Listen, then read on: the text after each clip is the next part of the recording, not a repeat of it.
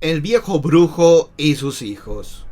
Érase una vez un malvado brujo que había robado hacía tiempo dos niños, un niño y una niña, con los que vivía solitario en una cueva. Ofendiendo al cielo, había prometido entregar esos niños al demonio. Todas sus malas artes las aprendía de un libro grimorio que apreciaba como si fuera su mejor tesoro.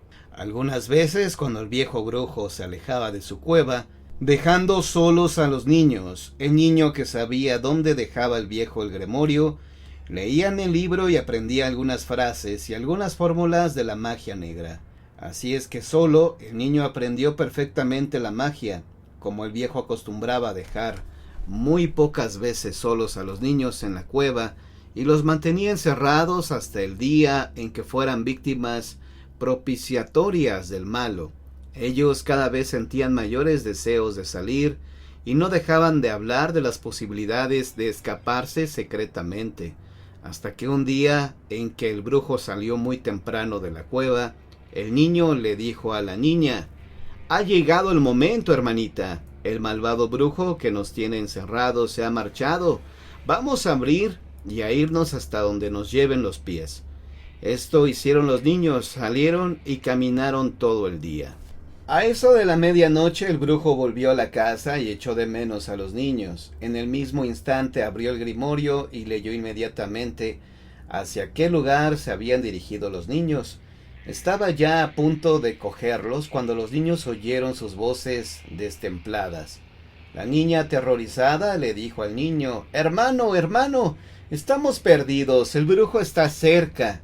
Entonces el niño empleó las artes de magia que había aprendido en el libro, dijo unas palabras y en el acto su hermana se convirtió en un pez y él mismo se convirtió en un gran lago, donde el pececillo se puso a nadar alegremente.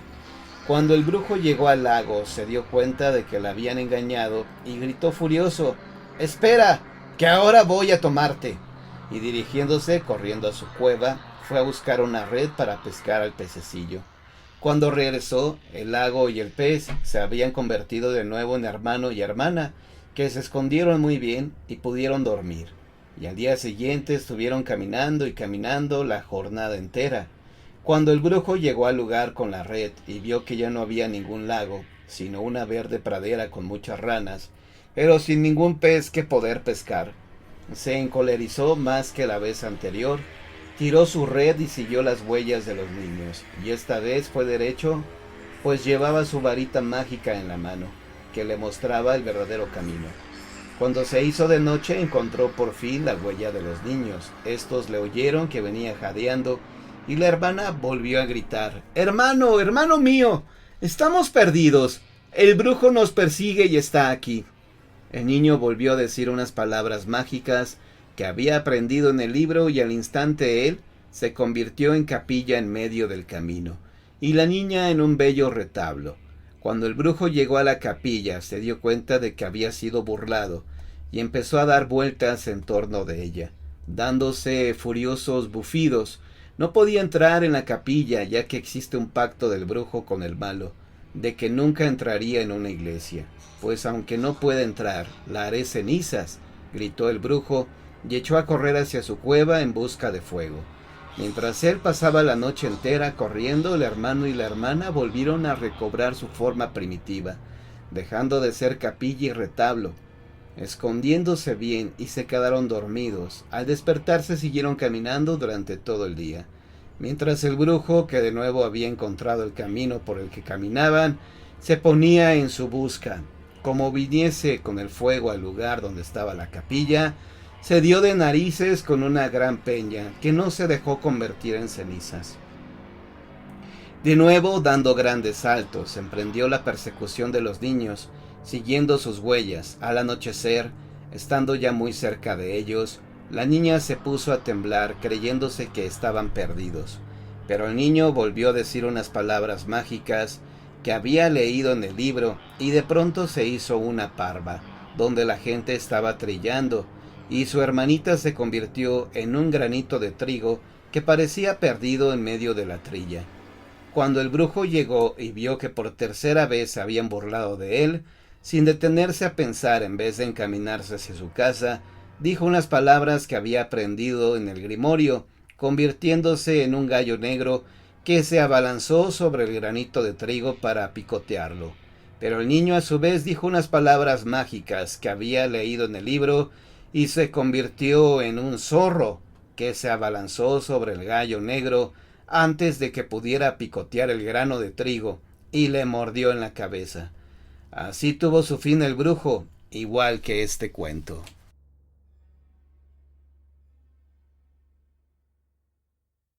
Había un hombre que vivía junto a un cementerio. M.R. James, 1924. Como saben, este es el principio de la historia acerca de espíritus y duendes que Mamilio, el niño de la obra de Shakespeare, El cuento de invierno, les está contando a su madre la reina y a las damas de la corte cuando llega el rey con sus guardias y se la lleva prisionera. Mamilio murió poco después sin tener la oportunidad de terminar la historia. Entonces, ¿qué habría pasado? Sin duda alguna, Shakespeare lo sabía, y me atrevo a decir que también lo sé. No iba a ser una historia nueva. De seguro sería una que ya conocieras, y tal vez hasta lo hubieras contado. Cada quien la cuenta como mejor le parece. Así es como yo la prefiero. Había una vez un hombre que vivía junto a un cementerio. La planta baja de su casa era de piedra, mientras que la parte alta era de madera. Las ventanas del frente daban a la calle y las de atrás daban al cementerio. Alguna vez había pertenecido al párroco de la iglesia, pero esto fue en la época de la reina Isabel I. El párroco era un hombre casado y deseaba tener más espacio. Además, a su esposa no le gustaba ver el cementerio por la noche, desde la ventana de su habitación. Decía que había visto, bueno, pero eso no importa. De cualquier manera, no dejó descansar a su esposo hasta que él estuvo de acuerdo en mudarse a una casa más grande en la calle del pueblo. Y así fue como la vieja casa la ocupó John Paul, que era viudo y vivía ahí solo. Era un hombre anciano que no se metía con nadie, y la gente decía que era un tanto cuanto avaro. Lo más probable es que fuera cierto. También tenía otras costumbres desagradables. En aquellos días era común enterrar a la gente por la noche, a la luz de las antorchas, y las personas del pueblo habían notado que siempre había un funeral. John Paul aparecía en la ventana, ya fuera en el piso de abajo o en el de arriba, dependiendo del sitio desde el que podía ver mejor. Una noche llevaron a enterrar a una anciana. Tenía dinero, pero nadie en el pueblo la quería. Decían de ella lo de siempre, que no era cristiana y que en noches como la víspera del solsticio de verano y de Todos los Santos no se le encontraba en su casa. Tenía siempre los ojos enrojecidos y ni siquiera los mendigos llamaban a su puerta. Sin embargo, cuando murió, le dejó una bolsa de dinero a la iglesia. No hubo tormenta en la noche de su entierro. Fue una noche tranquila y serena, pero sí tuvieron cierta dificultad para encontrar hombres que llevaran el cuerpo y alumbraran con las antorchas, a pesar del hecho de que ella había dejado más dinero de lo que era común para el pago de esos trabajos. La enterraron en un lienzo de lana, sin ataúd. No había nadie, además de los asistentes estrictamente necesarios, y John Paul que observaba desde su ventana. Justo cuando estaban por rellenar la tumba, el párroco se inclinó y arrojó algo sobre el cuerpo, algo que hizo un ruido metálico, y en voz baja dijo unas palabras que sonaban como «Que tu dinero muera contigo». Luego se alejó a toda velocidad, y lo mismo hicieron los otros hombres, dejando solo al encargado de la antorcha para que alumbrara al sacristán y a su hijo mientras terminaban de palar la tierra. No hicieron muy buen trabajo, y al día siguiente, que era domingo, los parroquianos riñeron un poco al sacristán, diciéndole que era la tumba más mal hecha de todo el cementerio. Y así era. Cuando fue a verla él mismo, pensó que estaba peor de lo que la habían dejado. Mientras tanto, John Paul tenía un aspecto curioso. Parecía estar al mismo tiempo contento y nervioso. Más de una vez pasó la noche en la posada, que contrario a sus hábitos, era un sitio limpio, y aquellos que trababan conversación con él les insinuaba que había recibido un poco de dinero y que andaba buscando una casa un poco mejor. Bueno, no me extraña, le dijo una noche el herrero. A mí no me gustaría vivir donde vive usted. Me pasaría la noche imaginando cosas. El posadero le preguntó qué tipo de cosas. Bueno, tal vez a alguien subiendo por la ventana del dormitorio o algo así, respondió el herrero. No sé, la anciana Wilkins, a la que enterraron hace una semana, ¿no? Vamos, creo que debería ser usted más considerado con los sentimientos de las personas, respondió el posadero. No es algo agradable para el señor Paul lo que está diciendo, ¿cierto? Al señor Paul no le molesta, aseguró el herrero. Ya ha vivido ahí bastante tiempo. Yo solo digo que no sería el lugar que yo escogería para vivir, con el ruido de la campana y la luz de las antorchas cuando hay un entierro y todas esas tumbas ahí, tan silenciosas cuando no hay nadie. Solo que dicen que se ven luces. ¿Nunca ha visto las luces, señor Paul? No, nunca he visto luces, respondió de mala manera el señor Paul. Pidió otro trago y se fue a casa tarde. Esa noche, cuando estaba en su cama, en el piso superior comenzó a oírse el gemido del viento alrededor de la casa, y Paul ya no pudo dormir.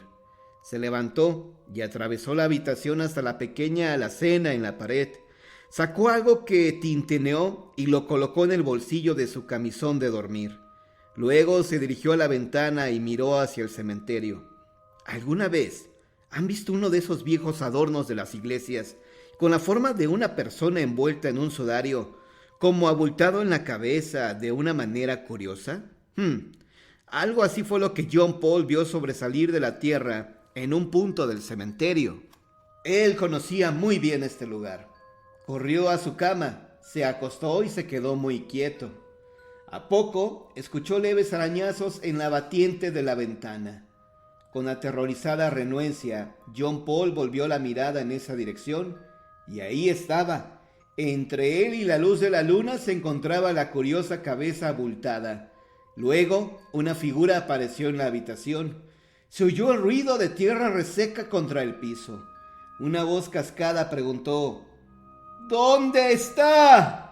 Y los pasos se movieron de un lado al otro, titubeantes, pasos de alguien que avanzaba con dificultad.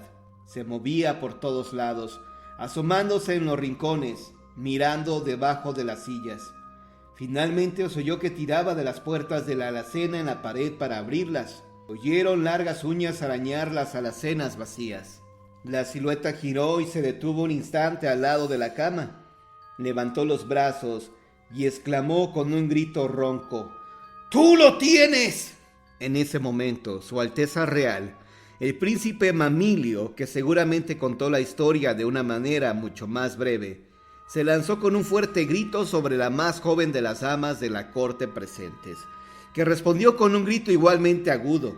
De inmediato Su Majestad, la reina Hermiona, lo sujetó y, tratando de no reír, lo sacudió y lo reprendió severamente.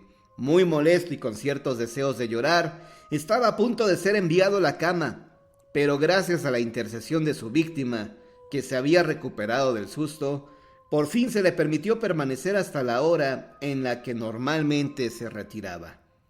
Para entonces, también él se había recuperado lo suficiente para declarar, al momento de dar las buenas noches a los ahí reunidos, que conocía otro cuento mucho más tenebroso que aquel, y que se lo contaría en la primera oportunidad que tuviera.